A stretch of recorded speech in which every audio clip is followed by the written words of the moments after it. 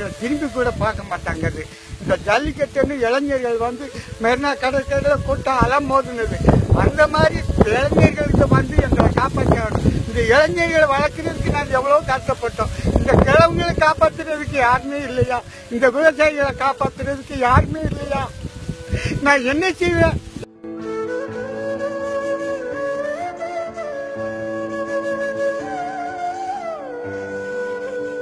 எங்க ஊர்ல ரொம்ப அருமக்கோட்டில் வரைக்கில பாதிக்கப்பட்டு நித்தம் சாகுறாங்க சார்.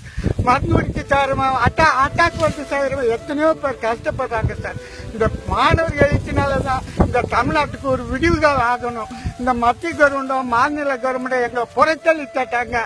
கண்படி அவங்க ஆட்சியை தக்க வைக்கிறதுக்கு தான் பார்க்காங்க.